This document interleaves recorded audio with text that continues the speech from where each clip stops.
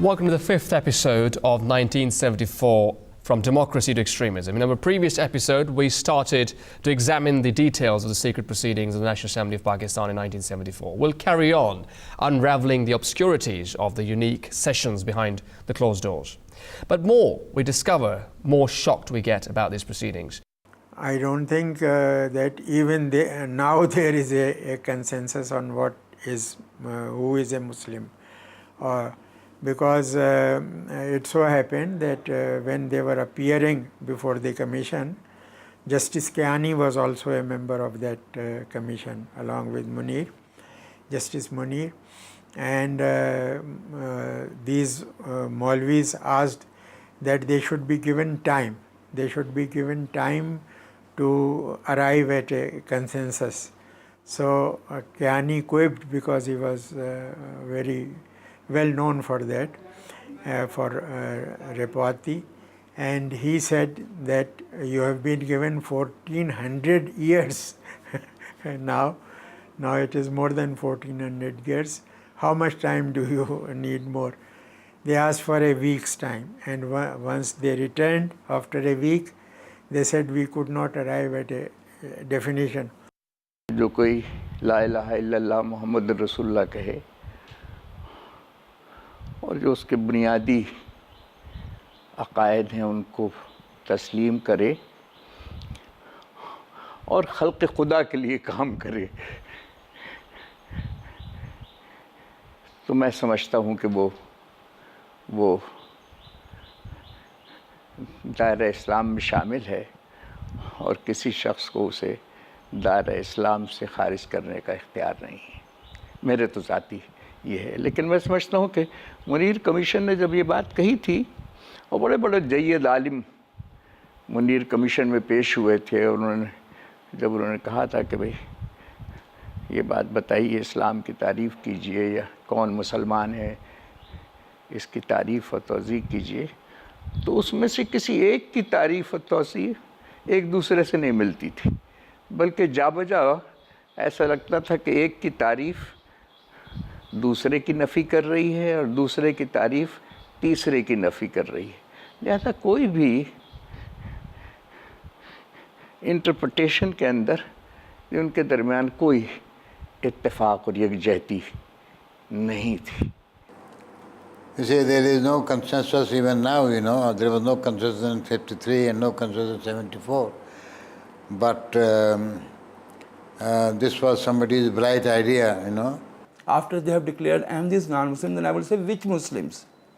Muslims defined by Shia clerics, or Muslims defined by Deobandi clerics, or Muslims defined by Brelvi clerics? There is no Muslim after Ahmadis have been declared non-Muslims. Because if the announcements and declarations and professions of the mullahs of one sect are sufficient to declare any sect non-Muslim, then all of them are non-Muslims by obligation. These proceedings were not addressing the real issues, and non-issues were being brought up as if they were worthy of discussion there. It's our pleasure once again to have Mr. Mujibur Rahman in the studio. You are a senior lawyer in the Supreme Court of Pakistan. But today we'll start our discussion with Dr. Mr. Sultan Ahmed from Pakistan, who has extensively researched on this topic. Dr. Ahmed, we will swiftly carry on examining the proceedings from where we left last time. Almost all the questions asked were not relevant in those proceedings to the issue that should have been discussed in the special committee. Did any of the members of the National Assembly point out this fact? Yes, actually, one of the members did point out.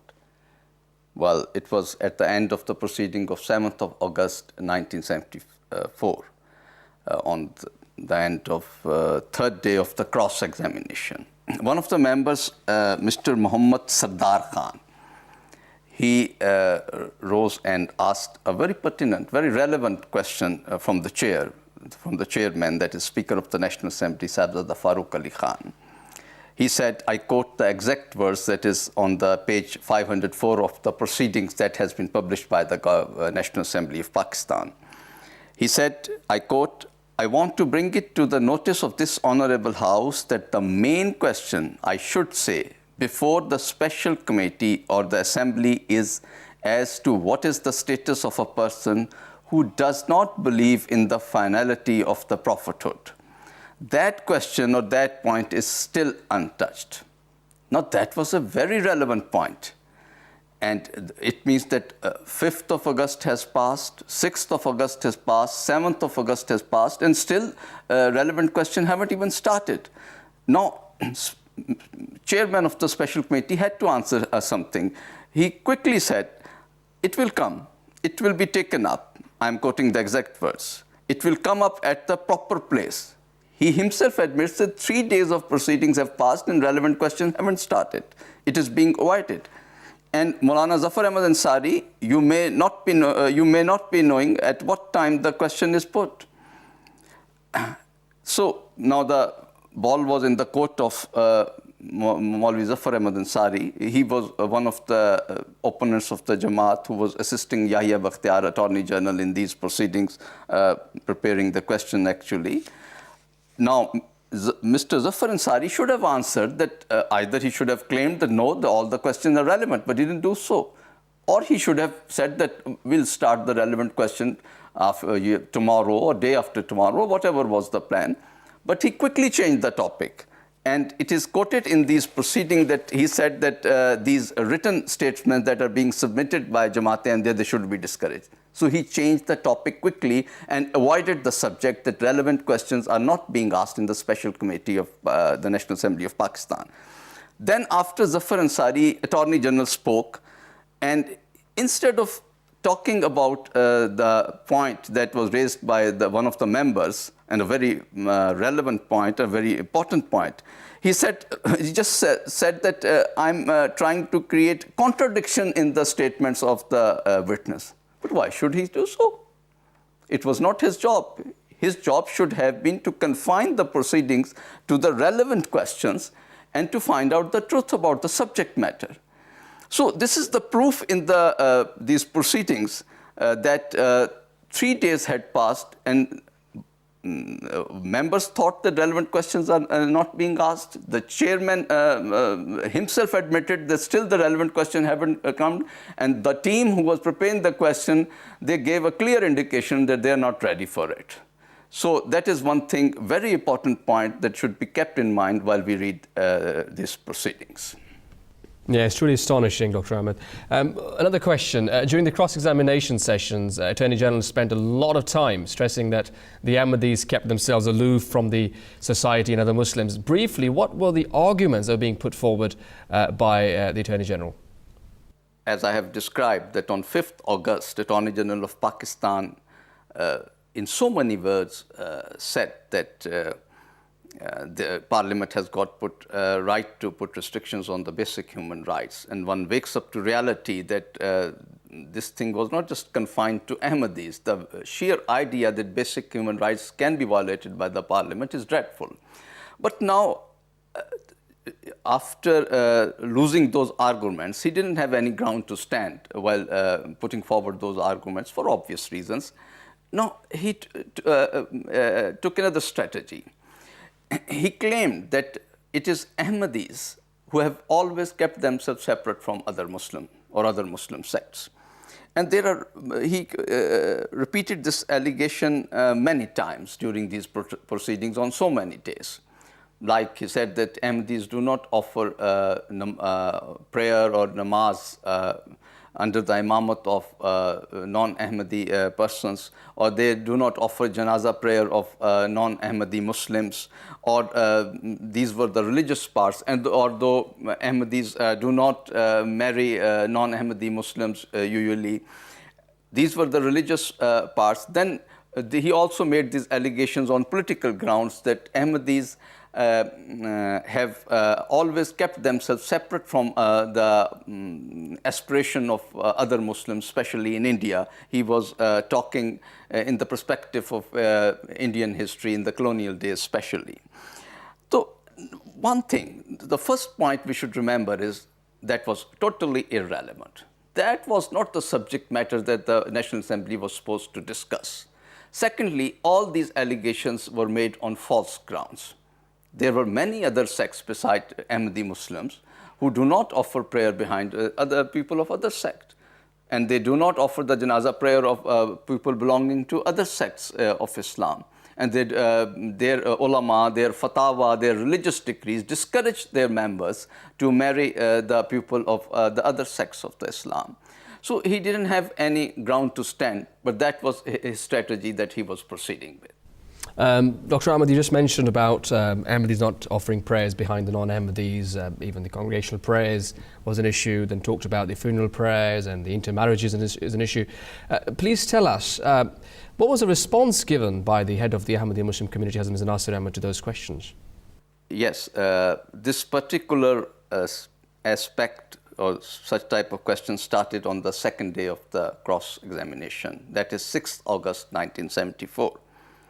And such questions were divided into two basic parts. One was they do not offer namaz with other non-Ahmadi Muslims or behind the imam who belongs to non-Ahmadi Muslim sects. And the second was that Ahmadis do not offer janazah prayer of non-Ahmadi Muslims. So on the 6th August, just taking some mileage on the emotional grounds, Attorney General put the question that why Chaudhry Zafrullah Khan, who was then Foreign Minister of Pakistan, didn't offer janazah prayer of Qaid-e-Azam Muhammad Ali Jinnah, that is in 1948. So when this question was put, Huzur read some fatwas, some religious decrees. The first one was that there was a fatwa or religious decree in which that particular Maulvi had said that these Deobandis and Wahhabis, they are kafir. Do not allow them to enter your mosques even, leave alone praying with them. So when he started reading this fatwa, then Attorney General suddenly realized that what a mistake he has done. He said, no, this is all in the Mazdanama, that is memorandum, there's no need to read it. But Huzur said, if the question is being repeated, I'll have to repeat the answer. So then he had to give way, and that whole fatwa was read. Then the other fatwas were presented, in which one of the fatwa was from a Deobandi Maulvi, Rashid Ahmad Gangohi, in which he said that the Chakralvi sect, the people of their sect deserve bullet. And then another fatwa was read that was from Ahmad Raza Khan Brelvi, that's the founder of Brelvi sect in India, in which he said that Shias, people belonging to Shia sect, they are kafir, non-Muslim, do not offer prayer with them. One cannot, a Muslim cannot marry their woman, and you can't even meet them socially. He went to that extent. So when all those fatwas were read, he suddenly realized that what a blunder has been done. And then it suddenly dawned on them that it is not going to be so easy to proceed with this strategy. So then, even then, they tried to repeat this question after some time, but the same sort of answer was given, and they couldn't gain any ground on that question. For the time being, Dr. Ahmed, thank you very much. Now, Ahmadis have faced edicts for around 1.25 centuries. But for the first time in Islamic history, officially the parliament was in the process of excommunicating one sect from the fold of Islam. This was going to be a truly historic event. Parliament has no right. It is not the right of the parliament, to declare anybody as non-Muslim. So I think, this process which was made in case of Ahmadi, it is very dangerous because it could be used, also against other Muslim sects. And in this case, it would create a lot of problems in the society. It would create, riots, it would create hatred, and it would break the whole fabric of Muslim society. 2 points. Why do we need a definition? Religion is not a corporate entity. And a book of law, where of course we do need definitions of things like theft, arson, damage, etc., etc. A book of law is not supposed to encompass or contain the word Muslim or Sikh. It has to be, a law is meant for the population in a certain area, under the writ of a certain state. Why did not Muslims bother to define the word Muslim for more than 350 years, up to 1953. Muslim community had been having a history of 13 and a half centuries by then. Why define Muslims? And who should define Muslim? Me being a human being, I believe faith does not need definition. Mr. Rahman, slightly late to be talking to you on this show today, but you've watched these VTs and interview with Dr. Ahmed from Pakistan as well. Tell us, is there a definition, is there a political definition of Muslim? If there is one, why is there a need of such definition? Mahmood, you have put a complex question which includes two questions. Is there a definition of a Muslim? Or is there a definition of a political Muslim? How is a political Muslim different from a Muslim not otherwise defined as political Muslim? These are complicated questions. But the definition of Muslim, as we all know, all these ulama put their heads together and could not give a unanimous or agreed upon definition, a consensus definition of a Muslim when they appeared in the Munir Inquiry Committee in 1953. So there was no consensus on the definition of a Muslim. So over these 20 years, they did not develop another definition on which they could agree. So therefore, they avoided the definition of a Muslim. But there is a very crucial question there. Why couldn't they agree on a definition? Because they were trying to do the impossible. There is no way of finding who really a Muslim is, because Muslim is not the word given to a mere lip profession if you try to understand who a real Muslim is. A Muslim has to act Muslim, has to be a Muslim at heart. He has to act as a Muslim. He has to perform the deeds of a Muslim. But that is between man and God. Who is a Muslim or is not a Muslim between man and God? No political authority comes in between. When political authority comes in between and you try to define a Muslim, you will fail. So when a political authority comes in between and you want to define a Muslim, then it has to be a political definition. There is a hadith which was Hazrat Khalifatul Masih quoted from the writings of Imam Ibn Taymiyyah also, that the hadith says there are many parts of Islam. And one who recites kalima, he is a Muslim, fahiyal millato. So the wider circle of millat of Islam includes everybody. And that says, man salla salatana, wastaqbala qiblatana, wa akala zabihatana. Now, whenever he eats our slaughter, prays the way we pray, and faces Kaaba, it doesn't include any other thing.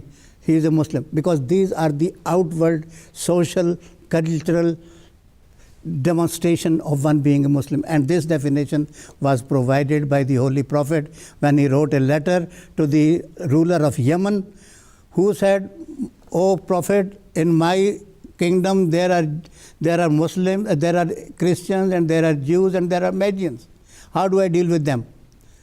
Many of their beliefs coincide." So Holy Prophet said, these are the cultural definition of a Muslim. So this is the vital circle. That's the millet. That is the millet. So that is where the whole confusion arises. If you try to define a Muslim in the eyes of God, nobody can define it. Allah knows who is the real Muslim, who is not.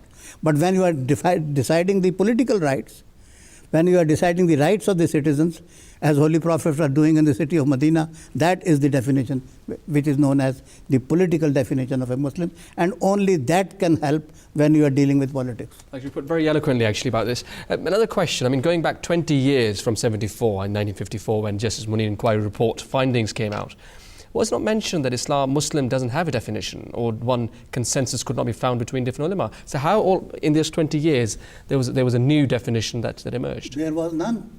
Okay. Because I said the only possible thing that you can do is to define a Muslim who is within the fold of the Muslim Ummah, who really is a Muslim in the eyes of Allah. You cannot define.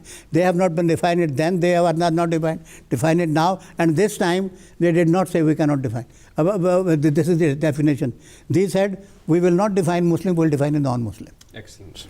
Excellent. Instead of defining a Muslim, they defined non-Muslim.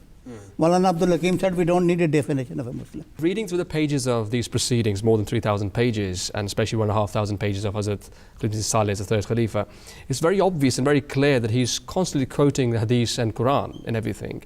When it comes to even defining Muslims, when he touched upon Quranic injunctions and the Holy Prophet Sunnah, how did the Attorney General and his team deal with that?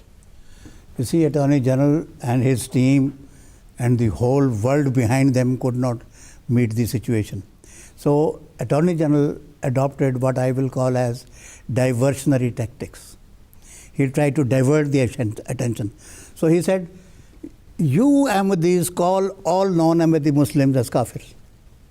And he quoted some of the writings. And those were misleading writings. Hazrat Khalifatul, that question had been dealt with by the second Khalifa, Hazrat Khalifatul Masih Sani, in the Munir Inquiry Committee, and that definition, those writings were dealt with Hazrat Mirza Nasir Ahmad Sahib. And there, to make the matter simpler, I will not take you in very long discussion. All these people, they are very great admirers of Allama Sir Muhammad Iqbal. Allama Sir Muhammad Iqbal has been quoted by Attorney General in his final address, saying that every student of jurisprudence, every student of Islamic jurisprudence knows, and I quote, every student of Islamic jurisprudence knows that there is such a thing as a heresy within, a lesser heresy, a heresy less than a heresy. Ahmadis have never said that non-Ahmadi Muslims are not Muslims, that they are non-Muslims, like Christians and Jews. They said they are kufr duna kufr, heresy within heresy, which does not push them out of the pale of Islam. Yes. Now that is a very intricate subject. It needs a whole lot of discussion. But what I'm trying to say, that even Allama Iqbal admitted that there is something known as heresy less than heresy. And when we call them, you are not Muslims or you are kafir, we say you are kafir, less than kafir, yet within Islam. Hazrat Mirza Ghulam Ahmad Sahib, the founder of the Ahmadiyya community, had said, simply by denying my claim, nobody becomes a non-Muslim. But there is a lesser kufr. That kufr, all of us, many of us. And people commit on a daily basis? On daily basis. Thank you very much. So let us now see if there was anything at all fair about these proceedings. Right, to establish if the proceedings were conducted fairly, it's important to go through this large document, about 21 volumes long, 3,000 plus pages long document. More you read it, more interesting it gets and more interested you get to read further. I'm joined here by Mr. Lutful Islam, one of my friends, and he's also a very keen reader and student of this topic at hand. Mr. Islam, tell me this, what's your take on the Attorney General? How did he conduct the proceedings? Was he being fair? How was he coming across? Well, with the behavior of Attorney General, you have to read the whole proceedings to see how his behavior peaks and troughs, depending on if he's comfortable with the topic or not. For example, theology was the weakest point, and the whole issue was of theology. So he was abysmal at times, not knowing the basic religious things, like whether Christians consider Jesus as a prophet or a god or son of God, or what was the status of hadith in Islam. So he was so much out of depth. So why was he selected to be the one to present the case of the mullahs? Yeah, I mean, because it was a cross-examination. And they needed a lawyer for that. And I think Bhutto, the Prime Minister of Pakistan at that time, considered Yahya Bakhtiyar to be one of his closest colleagues who could do the job for him. And the job was simple: get the parliament to unanimously declare Ahmadis are not Muslims. So in fact, he was his master's voice, actually. Yes. No integrity, no professional integrity at all shown by the Attorney General, because he was challenged on the legal grounds in the Mazunama and on the first day of the cross-examination, and he just couldn't stand a chance on the legal grounds, so he leaned on to hate material. Yes. And reading these papers of text, of course, you would notice at a number of occasions where Arabic text has been missing or has been wrongly typed. What do you say about that? Yes, I mean, if the issue is religious, then you expect religious quotes to be mentioned, from both sides.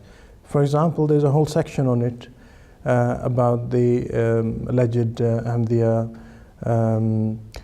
alterations to Quran, and that whole topic was discussed in Arabic because Quran is in Arabic. And that was missing. That's part of the proceedings, but a lot of the quotes are missing.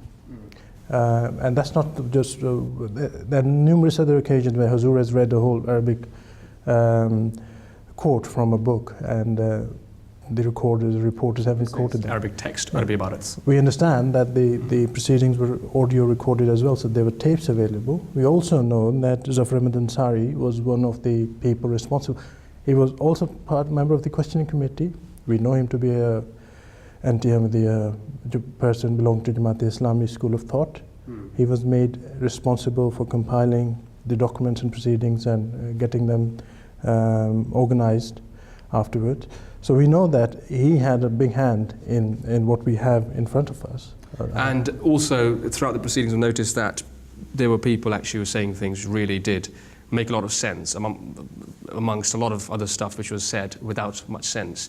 Abdul Hamid Jatoi was one of the gentlemen who actually said something which was very pertinent, and I think it sums everything up quite nicely. What did he say? Yeah, the member of National Assembly, Mr. Abdul Hamid Jatoi, stood up, I think it was on the first or second day, and 6th August. And he said, are we here as judges to rule on this case? Because it appears, and I feel, Mr. Jatoi said, I feel like a non-advocate who's been a High Court judge.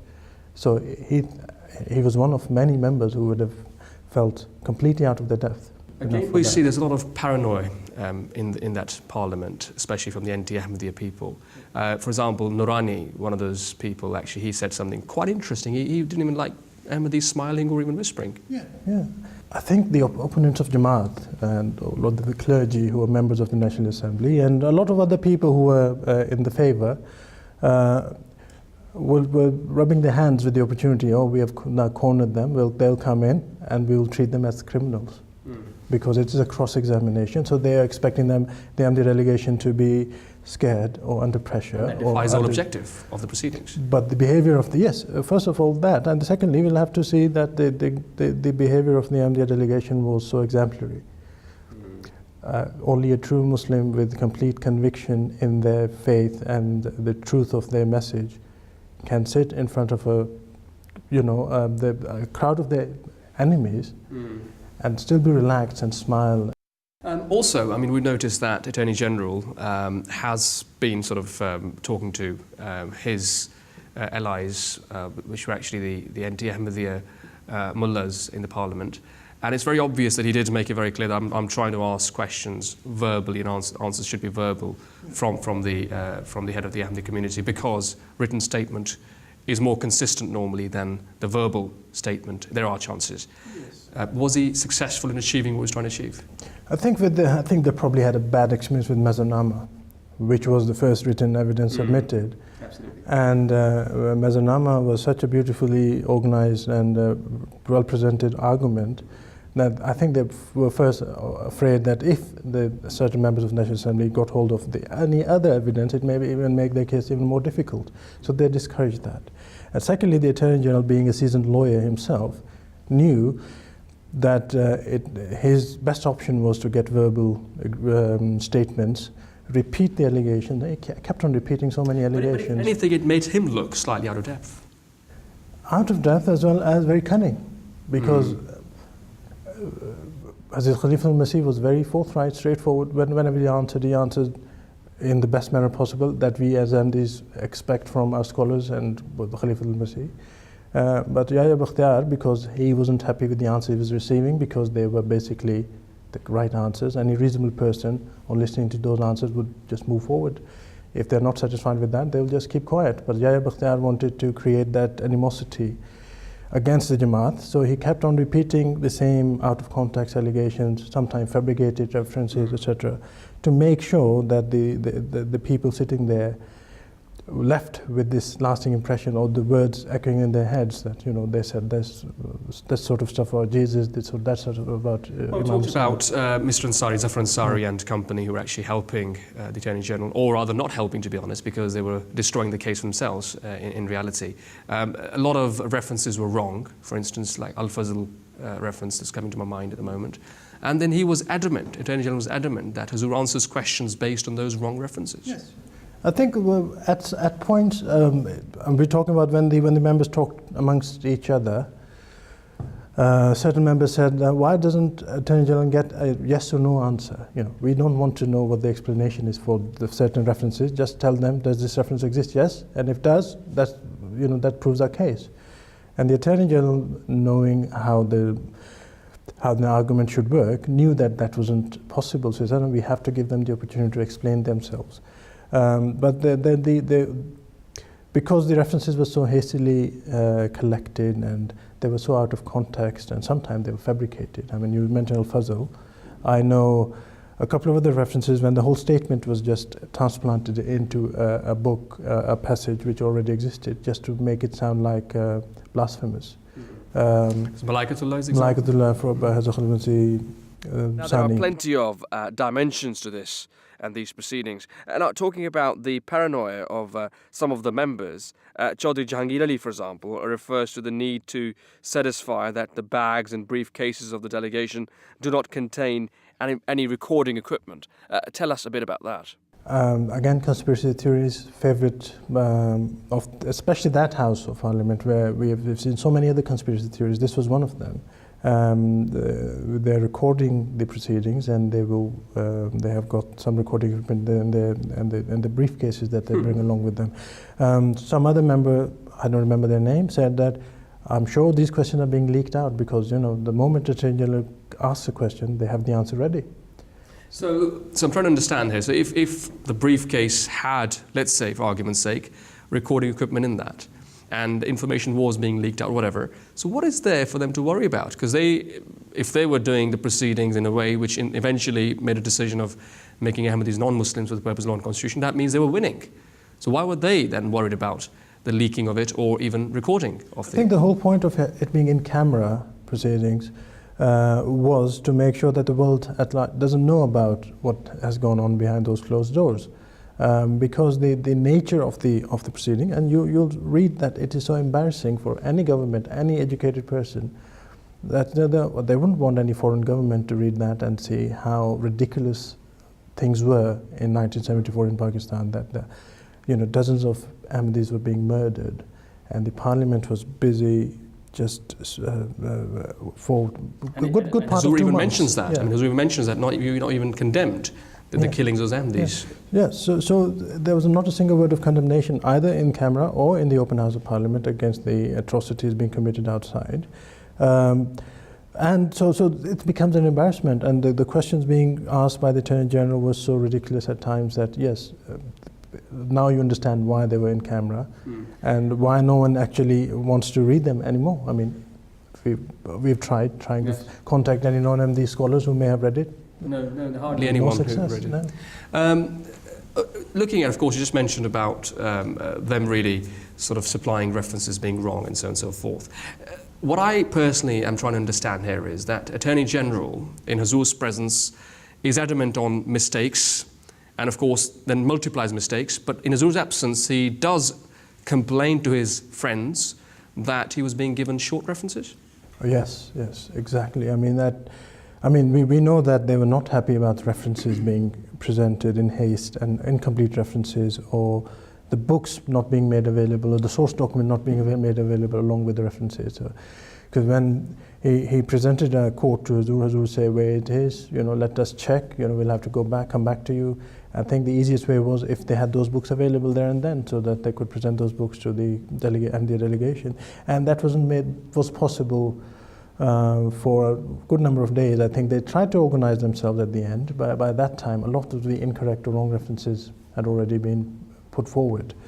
So that was quite embarrassing, and Mr. Bakhtiar raised it as a complaint to the chairman. So, they put a question to me, I asked the question, and then we spent half an hour trying to find the reference.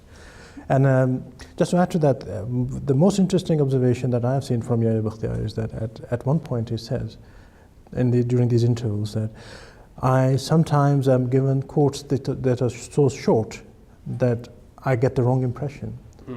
That the whole... Things are out of context. Out of context. And the technique of the mullah has always been that give a line, take it out of context, and that quote has to be so small that it just gives a very negative opinion of the writer, or the completely opposite. Or the completely opposite. So Yahya Bakhtiar actually admits that, yeah, when I read that statement, I had a very different impression until I asked the question and got the answer. So he was embarrassed by quite a few of those references. Talking about the wrong references, I think something slightly linked could also be Mu'tamar al-Islami, one of the journals of the Muslim World League. In its May publication, they published a picture of Ahmadiyya Mosque in Nigeria. They were trying to prove perhaps the kalima, the Islamic creed, was different there. Yeah. I mean, what they were trying to say is that Ahmadis do not believe in the same kalima as other Muslims. And kalima, the basic creed, is La ilaha illallah Muhammadur Rasulullah. And it appeared, because of the poor quality of the picture and the script, the style of writing. It was a mosque in Nigeria, I think. And the kalima, if someone really tried hard, they could not read it Muhammad but Ahmad. But when it was presented to Hazur easily pointed out, look at the tashdeed, or the extra emphasis on the meme, the second meme. Yes. And Ahmad should not have that tashdeed. It's Muhammad with the second meme. So it was Kufi calligraphy, apparently. Yeah. So it was apparent, obvious that it was just another forged reference. Yes, but even Hazur also was very clear on that. He said, why would you just pick one mosque? Look at all those hundreds of mosques in the world of Ahmadis. Exactly. I mean, as Ahmadis, Hazur said, I have been given the same kalma, known the same kalma that everyone else reads. So it was, that was the height of the paranoia of that, of the questioning committee, and especially the mullah as part of that, that they were not willing to accept that Ahmadis could be so straightforward. The amount of time this person, Attorney General Yahya Bakhtiar, has spent on trying to prove that Ahmadis consider other non-Ahmadi Muslims to be non-Muslims, he spent a long time on that. And then he was trying to say that on basis of that, firstly, that was wrong. Then secondly, on the basis of that, he was trying to prove that now Parliament has a right to declare Ahmadis non-Muslims because we declare non-Ahmadi Muslims to be non-Muslims. How do you see that argument from his end? Is it plausible? Well, I think we have discussed the actual legal situation in great depth. By Mujibur Rahman Sahib has given a very good summary of how weak the legal position was. That and Nazarnama itself, if you read that, the whole thrust of Nazarnama is consider us non-Muslims as much as you like, as long as you do not take away our human fundamental rights to consider or call ourselves Muslims, that's fine. Yeah, but what was trying to come at was certainly if let's say, again, totally wrong, you and I are born Ahmadis, we know it, we've never thought non-Ahmadi Muslims to be non-Muslims ever. Yeah. Even if that were the case, God forbid, then does that mean you just single out one sect in Islam and then excommunicate them? Exactly. I mean, if you look through the proceedings, Hazur has actually quoted the fatwas of different sects against each other. Where they have called them Muslim, non-Muslim, or worse than non-Muslims even, don't bury them in normal graveyards, and, there's so many ridiculous other pronouncements against each other. And the question arises, why us? Why not bring another sect in the docks and declare them non-Muslim next? And I think... but that was ironic again. That was pointed out by Hazur, and Hazur said that he narrated one incident, I think, where he said that such a certain religious scholar who have been heard saying that we have only started with one sect, that was us Ahmadis in 1953, that is. Yes. And once we are done with them, we'll take care of the others. And that was so prophetic and profound at that time. Hazur mentioning the same incidents in 1974. And Yahya Bakhtiar sounded a bit incredulous. He said, no, that's like harakiri. Harakiri, the Japanese custom. He said, that's like harakiri. Why would Muslims do to each other how you're describing it? And look at today. They're just at each other's throat.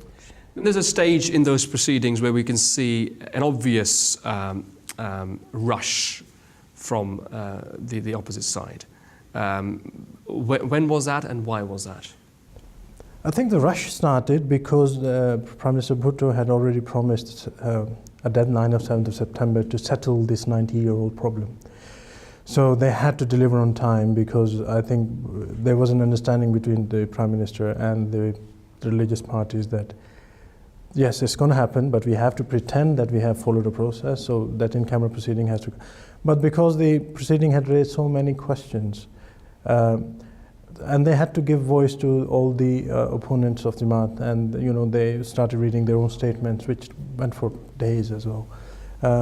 It came to a really abrupt end because yes. the Attorney General spoke, and his summing up statement did not make any sense at all. I mean, it had so many flaws within it. I mean, he started by challenging the motion, not challenging, but pointing out the flaws in the motion of the government. That's right. and the flaws in the resolution presented by the opposition. So one is surprised that still, despite all these flaws, all these errors, they still got to a unanimous decision. That's just... And on 7th September, yeah. a country where hardly anything happens on time, that was a planned date, and they achieved the objective on that date. So no, that's something which is surprising, that one member of the Assembly, who is, by the way, in complete favor of the whole debacle, says, yes, I agree that Ahmadis are non-Muslims, but tell me, where are the answers to all the allegations against us? And he was snubbed. Yeah. Right. Okay, so also, I mean, we do notice a number of locations. I think we would request all the audience to read these proceedings themselves, because what we're saying is only looking at superficially as to what's happened. But again, a lot of things have happened a lot of times. Now, again, you can judge very quickly that reading through these pages that he was irritating Huzur, and there was a clear, sinister plot in that. What was Huzur's response like? Was Huzur agitated? At times, I think a couple of points. Huzur said that you are actually hurting our feelings by repeating the same allegation that I've just refuted. For example, we do not insult Jesus. That's straightforward. I've given you an explanation. I've given you examples from the literature of non-Ahmadi scholars that they've used a similar strategy while answering Christian missionaries. So why you raised about the Jesus example, because he had a cheek to come back to it again in his closing speech. Yes. So basically, he pretended not to understand. Huzur was saying the Jesus, the Yusuf, that the Prophet ﷺ has mentioned in his books while arguing against the Christian doctrines, is an imaginary, fictitious character. We do not believe in that, but then because the Bible says he did so and so and he was such a person, then we have no choice but to present those quotes from the Bible in response to really poisonous propaganda from the Christian missionaries in those days. But Yahya Bakhtiar pretended not to understand. He said, I don't understand what they want. But what's important is, I think, yes, Huzur did say only very few examples where Huzur did mention that he was hurting feelings. Only once he mentioned that, and also in other places he did say once he was tired. But apart from that, 1,500 page long of cross-examination where things are being repeated, that he's trying to impose his understanding of Jamaat's belief on Huzur. But Huzur's response throughout is one of respect, dignity, and charm. Yes. I mean, that's the most interesting observation for Ahmadi, that despite all the line of questioning, which is highly objectionable, but because Huzur was there to perform his duty as Khalif al-Masih, he not only stayed there, he not only answered all the questions with great patience and resolve, but the dignity and the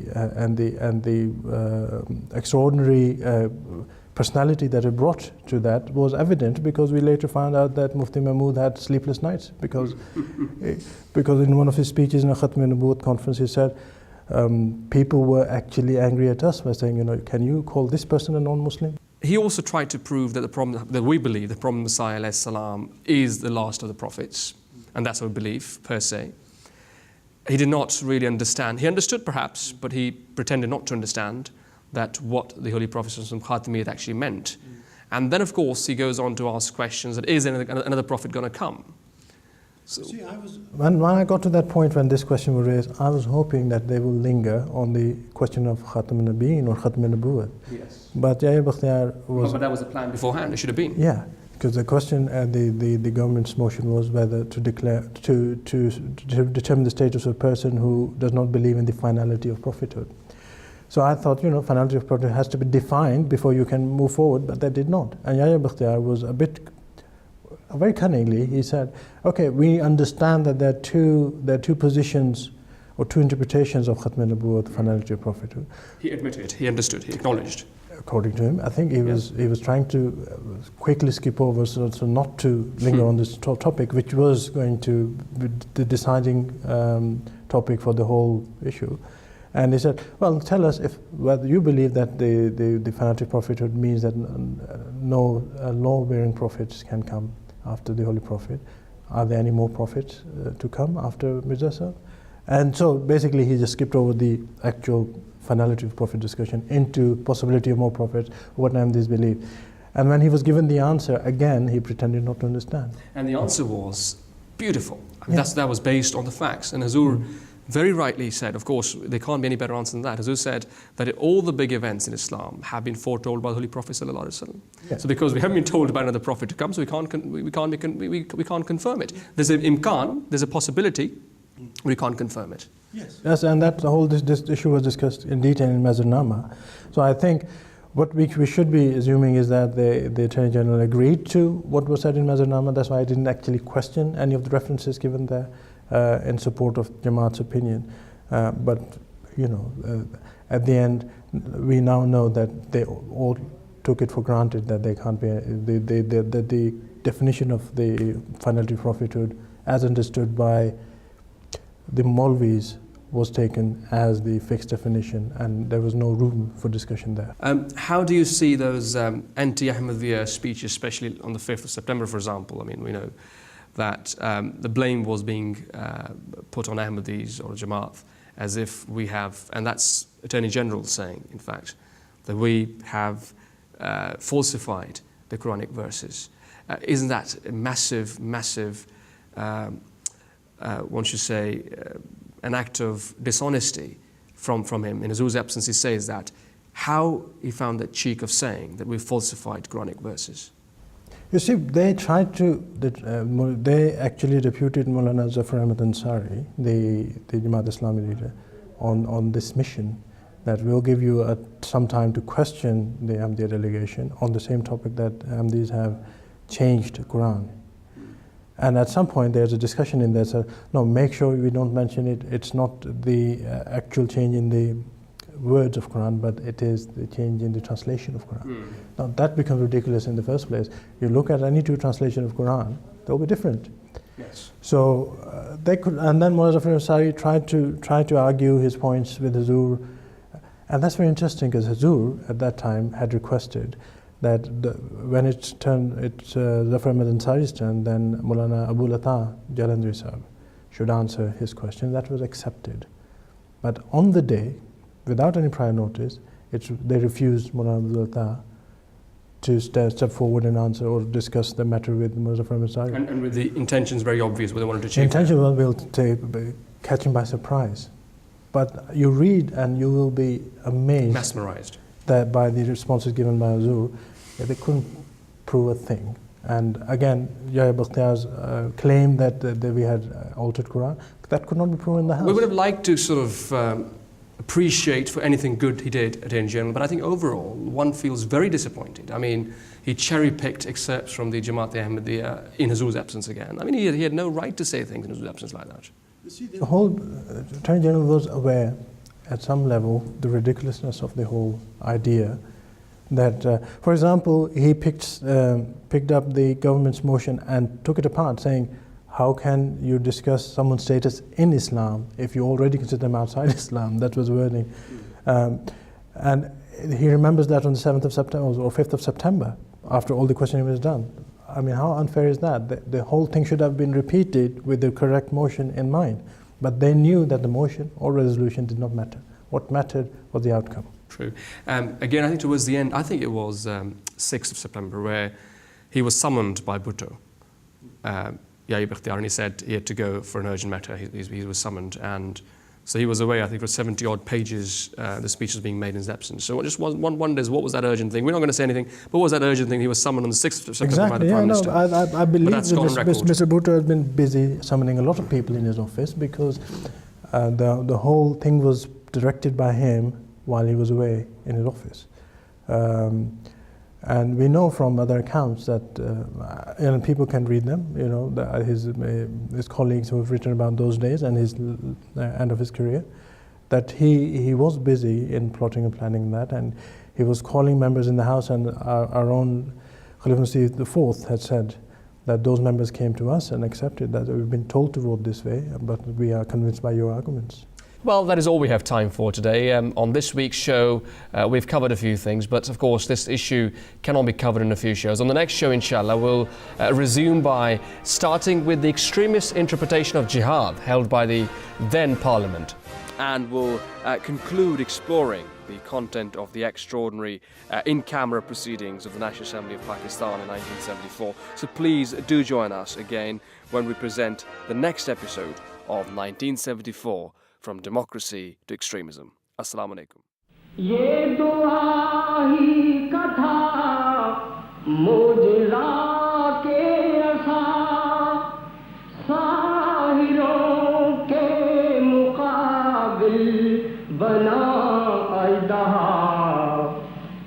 आज भी देखना मर्द हक की दुआ से